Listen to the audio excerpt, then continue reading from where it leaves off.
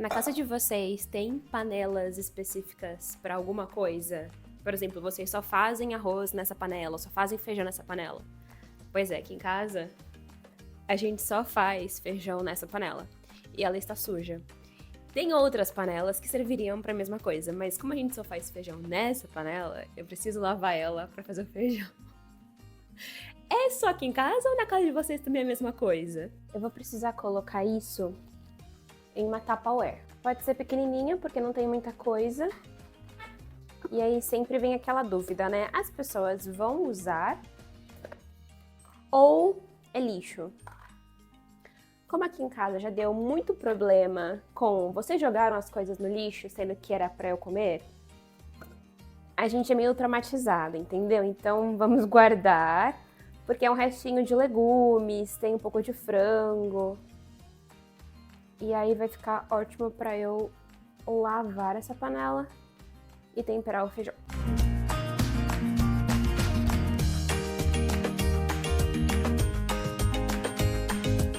Hoje eu passei grande parte do dia fazendo um logo para uma igreja lá na Escócia.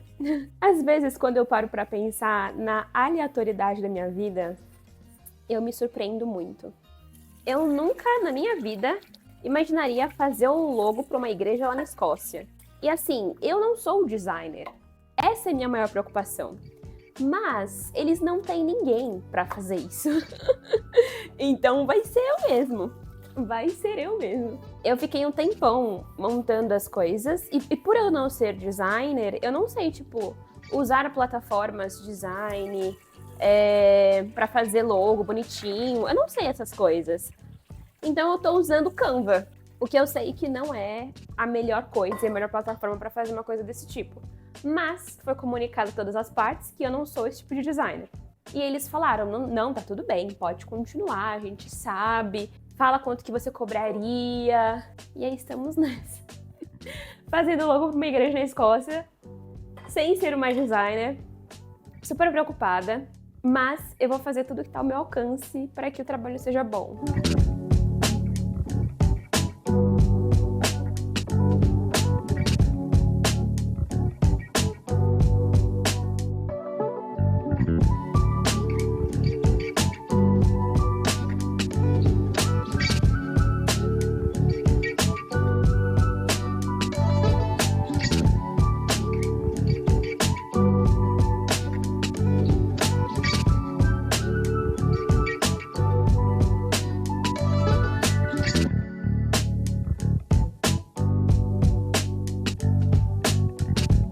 Enquanto o feijão fica pronto, eu tava refletindo aqui sobre essa coisa da gente fazer algo que a gente não é formado pra fazer. Eu sempre critiquei milhares de profissionais, de marqueteiros que não são formados em marketing, trabalhando com marketing. E minha grande preocupação nisso é que muitas pessoas estão sendo enganadas, sabe? O que é bem triste, pra ser sincera, porque o marketing, ele é uma área muito complexa. Não é tão simples assim, de você fazer uma arte, colocar pra vender, ganhar dinheiro e falar que você fez um bom marketing. Tem muitos estudiosos, tem pessoas que dedicam as suas vidas pra construir, pra estudar esse mercado, pra estudar essa área. Aparecem pessoas que fazem um curso de marketing digital, ganham um diploma e começam a falar milhares de absurdos por aí e acabam enganando muitas pessoas. E hoje, como marqueteira formada, com um bacharel da USP na minha parede, eu vejo muitas coisas que eu estudei na faculdade não sendo aplicadas no mundo real, sabe? Por exemplo, quando a gente fala de produto, quando a gente fala de funil de vendas, é tão mais complexo do que a gente vê no dia a dia, nas redes sociais. As pessoas passam muitas informações erradas, as pessoas se dizem gurus e especialistas, sendo que elas muitas vezes não são. Isso é um pouco preocupante. E hoje eu me encontrei em um lugar fazendo exatamente o que eu critico e falo abertamente que se você não estudou, se você não é profissional, não faça. E é um lugar muito desconfortável para estar, Eu estou fazendo um trabalho de uma designer, alguém que estudou e fez uma faculdade de 4 anos e meio, para fazer o que eu estou fazendo hoje com nenhum conhecimento técnico e prático por trás. Por mais que eu falei para o meu cliente, olha, eu não fui contratada para isso, eu não sou formada nessa área, existem outros profissionais mais qualificados e que estão mais aptos para fazer o que você está me pedindo. Ele deu aval, ele falou, eu entendo, ficou claro para mim, mas a gente queria que você fizesse isso. Como eu deixei tudo claro e eles insistiram para que eu fizesse isso, eu estou fazendo nos limites que eu sei fazer. O melhor que eu posso é o melhor que eu tenho hoje em dia, as ferramentas que eu tenho. E é muito engraçado porque eu sei a seriedade do trabalho que eu estou fazendo. Eu sei que esse logo vai ser usado por muitas pessoas, em muitos lugares diferentes, eu fico honrada com isso. E eu não levo esse trabalho, tipo, de qualquer jeito, sabe? Eu estou fazendo com o maior cuidado que eu posso, da melhor forma que eu posso. Enquanto eu preparo esse logo, eu estou estudando questões básicas do design. Será que isso funciona? Será que alguém já fez a mesma coisa que eu? Não quero copiar pessoas, eu quero criar alguma coisa. Eu sei que o design está muito embasado em conceitos, então qual que é o conceito que eu quero fazer com essa marca e assim por diante. Hoje eu dei 3 opções para esse cliente. Eu montei uma identidade visual assim bonitinha, 3 opções diferentes, porque ele me pediu isso, ele me pediu 5, mas ele pediu, vamos começar com 3 e a gente vai funilando. Tudo bem, eu montei esses 3 documentos, mandei para ele, ainda não tive nenhuma resposta, mas eu estou bem animada com isso, sabe? De ouvir ele. Eu sei que o design hoje, na minha vida, toma um lugar muito importante. Eu preciso aprender mais sobre isso. Só que ao mesmo tempo, eu sinto que a área do design é uma bolha. E eu já vi muitos designers falando isso, que a área do design gráfico é uma bolha. Eu sinto muita dificuldade de entrar nessa bolha, sabe? E uma forma que eu vejo que é muito difícil, que é uma bolha, eu procuro cursos de design. Onde que eu posso encontrar cursos de design? Pergunto para os designers. Aonde você estudou? Eu fiz faculdade. Faculdade não é uma coisa que eu quero fazer. Curso livre? Ninguém sabe. Uma pessoa mandou um site, fui ver esse site. O curso livre era R$ 3.000. R$ 3.000, um curso livre de design. Enfim, eu vejo que o design, assim como outras tantas áreas, é uma bolha muito difícil de você entrar. Eu quero muito, eu tenho estudado bastante sobre isso, mas com as informações que eu sei, sabe? E um dia, quem sabe, dê certo. E eu me torne uma grande designer.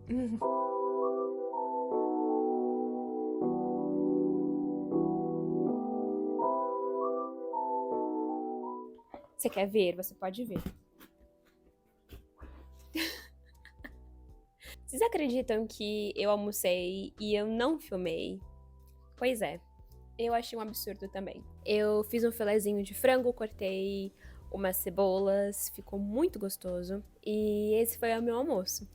Enquanto eu tava almoçando, eu ouvi o áudio de uma amiga minha que a gente fez uma mentoria semana passada. E essa mentoria, ela foi muito legal, porque ela tava com muitas dúvidas em relação ao conteúdo dela. Ela sentia que o conteúdo dela estava uma grande bagunça. Ela postava várias coisas quase todos os dias, o perfil dela é muito grande.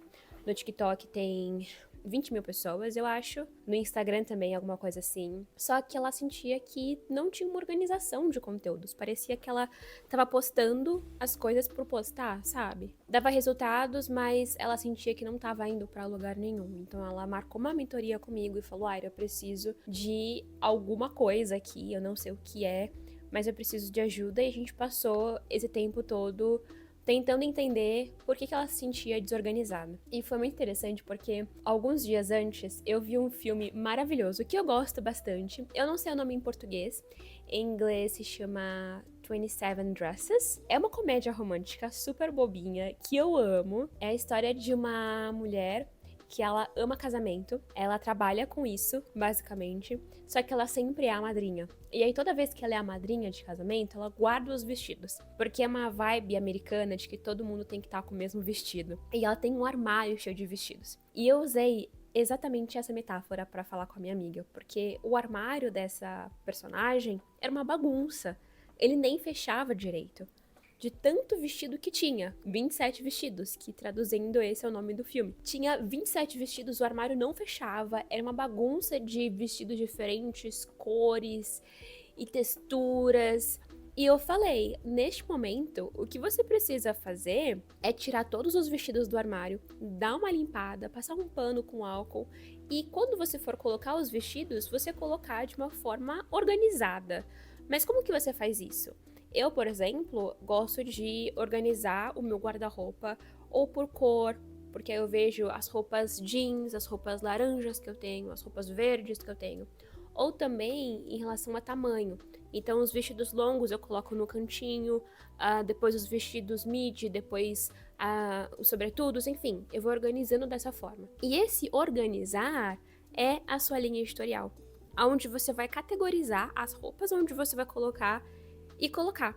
Então, nessa parte, vou colocar os vestidos longos. Então, eu vou colocar o vestido longo verde, o vestido longo amarelo e o vestido longo rosa que eu tenho. Beleza, eu fiz isso. Vamos para o próximo. E assim por diante. Pensando ainda nessa questão de linha editorial, o vestido longo poderia ser, no caso dela, maternidade. Porque ela está se tornando uma mamãe. Daqui a pouquinho tá nascendo a filha dela. Então, que roupas que a gente vai colocar dentro da parte de maternidade? Ao invés de ser o vestido verde, amarelo e rosa, maternidade eu posso falar sobre criação, sobre educação, sobre desenvolvimento do seu filho e assim por diante. Próxima parte. Quero falar sobre conteúdos cristãos. Isso, basicamente, é a linha editorial dela. O que a gente vai falar sobre os conteúdos cristãos? Vamos falar sobre devocionais, vamos falar sobre família e vamos falar sobre, sei lá, casamento. Então, isso é a linha editorial. E quando a gente fez esse trabalho, parece que abriu um grande mundo para ela. Ela nunca tinha visto isso, ela nunca tinha ouvido falar do termo linha editorial. O que pra mim é uma coisa muito interessante. Linha editorial é um termo que eu falo quase todos os dias. É algo que eu já estudei muito, é algo que tá presente nas minhas mentorias, nas minhas aulas, nos meus cursos. E entrar em contato com uma pessoa que nunca ouviu falar sobre esse tema me deixa muito animada. Me deixa muito animada porque eu vou apresentar algo que eu sei que vai fazer diferença na vida dessa pessoa. É um termo super simples, super básico, mas que, quando a pessoa entender o significado disso, vai mudar completamente o conteúdo dessa pessoa, a forma como ela se expressa nas redes sociais e o trabalho dela em si. E isso é muito legal porque o áudio que eu acabei de receber dela foi ela falando duas coisas. A primeira coisa é que logo após a nossa mentoria, ela já colocou em prática, ela fez uma limpa no Instagram, no TikTok dela. Ela organizou as linhas editoriais, ela me mandou antes, eu dei meu feedback, eu falei, olha, aqui dá pra melhorar, essa parte tá muito boa, pode manter. Ela organizou todo o conteúdo com base nisso, e 3 dias depois, uma marca fechou publicidade com ela. E é uma marca que faz sentido com a linha editorial dela. Olha que loucura! Às vezes a gente não precisa fazer uma coisa grandiosa, sabe? Sei lá, tráfego pago, investir 5 mil reais. Às vezes, a gente precisa só tirar os vestidos, limpar com um paninho com veja e colocar eles organizados. É só isso que precisa fazer. E hoje ela fez uma publicidade muito legal, com uma marca muito boa sobre maternidade, que é algo que tá totalmente ligado com ela, e ela está muito feliz. Ela me mandou um áudio agora, acabei de ouvir. Isso me deixa muito feliz, porque lá atrás eu pensei, cara, ela não sabe o que é editorial. E eu sabia que quando eu apresentasse pra ela, ia mudar completamente as coisas. Isso é uma prova pra gente, sabe? Não desprezar as pequenas coisas, não desprezar o básico. Linha editorial é o básico. Não minimizar, sabe, os começos. Não importa se você tá lá na frente, no caso dela com 20 mil seguidores, ou se você está começando agora com 5, 10 seguidores. Mas uma outra coisa que ela me falou foi sobre o perfeccionismo. Ela tem muita facilidade em produzir pro TikTok, e ela faz isso com maestria. Eu gosto muito de todos os vídeos que ela posta. Mas ela tem muita dificuldade com o Instagram. Ela tem muita dificuldade com o Instagram porque o Instagram a gente sente que precisa ter um trabalhinho a mais que o TikTok. O TikTok você vai lá, produz alguma coisa, falando pra câmera, postou e dá certo. O Instagram não. E algo que tem atrapalhado nela e que eu falo muito nas minhas mentorias é o perfeccionismo. Se eu ganhasse R$ 1 para toda vez que eu trabalhasse o perfeccionismo na vida de uma mentorada minha, eu estaria milionária agora. Sempre o perfeccionismo está presente. E é muito bizarro o quanto que a gente de fora consegue ver isso e o quanto que a gente fica desesperado, assim, agoniante. Caramba, se você não fosse tão perfeccionista, você estaria voando, você estaria pleníssima, gravando as coisas, produzindo em massa, mas você não consegue fazer isso porque o seu perfeccionismo está te atrapalhando. Eu dei alguns conselhos pra ela, mas eu fiquei muito reflexiva sobre isso, sabe? O perfeccionismo atrapalha absurdos e sempre vai atrapalhar porque a gente não quer fazer algo bom. A gente quer fazer algo perfeito. A gente não quer fazer funcionar. A gente quer fazer algo impecável. E o perfeito, o impecável, ele é inimigo do iniciante. O iniciante, ele não sabe fazer algo bonito, algo maravilhoso. Ele sabe fazer alguma coisa que é iniciante, que tem seus rascunhos, que é desengonçado, que é torto. Mas, se a gente que está iniciando, começando alguma coisa, se torna perfeccionista, a gente nunca vai melhorar. Isso é fato. A gente só melhora quando a gente coloca no lugar de aluno e quando a gente coloca na nossa cabeça que eu preciso errar. Mas essa mentalidade de eu preciso errar, ela não é fácil de ter. E eu falo isso por experiência própria, experiência minha, Aira. Eu sou muito perfeccionista em várias coisas. Muitas coisas precisam ser do meu jeito. Às vezes eu sou muito 880. Ou acontece do meu jeito, ou eu não quero mais nada. Eu sou bem assim. E eu sei o quanto que o perfeccionismo, ele me atrapalha. Sabe? O quanto tempo eu já perdi na minha vida porque eu queria do meu jeito e eu queria o perfeito. Um grande exemplo na minha vida é a história da minha viagem ao mundo. Desde que me entendo por gente, eu sempre fui apaixonada pelo exterior, por viagens, por países diferentes, culturas diferentes, e desde a escola eu me organizava para isso. Eu já falei isso em vários momentos aqui no canal, de que a minha família não é uma família com grana. Money. A gente não tinha dinheiro para viajar para fora. Mal a gente tem dinheiro para ir aqui na outra cidade. Então eu sabia que se eu quisesse viajar, eu precisava trabalhar para conseguir sustentar isso. E eu comecei a fazer isso, esse trabalhar e esse juntar dinheiro, de fato, em 2019. Eu só fui viajar em 2023. 2019 a 2023, sabe o que aconteceu? Perfeccionismo. Eu esperei o momento ideal, eu esperei as condições ideais, eu esperei tudo cooperar para acontecer do meu jeito. E vez por vez, foram surgindo oportunidades, eu fui negando, eu fui deixando para depois, porque não era do meu jeito, não era como eu imaginava. Se eu não fosse para a Grécia, eu não queria ir para lugar nenhum. Se eu não fosse para a Itália, eu tô nem aí para essa viagem, porque o meu sonho era conhecer Itália e Grécia. E vai ter que ser assim, porque se não for assim, eu não saio pra fora. E aí a gente coloca várias desculpas. Ah, mas é meu dinheiro, é muito trabalhoso. Eu tô lutando muito pra ir. Eu queria que fosse da forma como eu pensei, como eu gostaria. E esses pontos, não me entenda mal, eles são muito úteis, eles são muito válidos. Só que eu tava esperando o momento ideal, o momento perfeito. E esse momento não chegou. Sabe quando eu fui viajar? Eu decidi um mês antes. Eu tinha uma passagem para Portugal, de ida, e eu falei, vai ser isso. Não é o país que eu queria, não era a situação que eu queria, não era a forma como eu imaginei. A forma como eu imaginei era Itália, Grécia, 10 dias, voltar para casa. Eu fiquei 8 meses viajando, sem rumo nenhum, comprando passagem no dia anterior. Se eu ainda fosse vendida pelo perfeccionismo, se ainda essa ideia de precisa ser do meu jeito, senão eu não vou, eu não teria vivido os melhores meses da minha vida.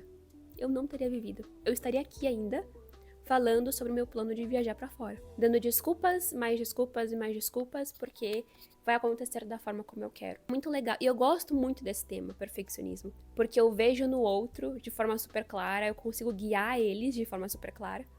Mas quando é pra mim, eu tenho mais desculpas e mais desculpas e mais desculpas. Que a gente possa aprender com nossos erros, que a gente possa aprender com a nossa história e não cair nos mesmos buracos, não cair nos mesmos erros e se desenvolver. Às vezes eu acho que se desenvolver é a gente aprender com novos erros. Não sei se faz sentido. Fico muito feliz que você me acompanhou nesse pequeno dia, nesse mini vlog, não sei como eu vou chamar, mas eu vejo vocês nas redes sociais do lado. Me sigam lá. Se inscreva aqui no canal, isso é muito importante pra mim, me deixa muito feliz. Curte também esse vídeo pra eu saber que você gostou. E eu te vejo no próximo vídeo. Beijinhos, até mais. Tchau!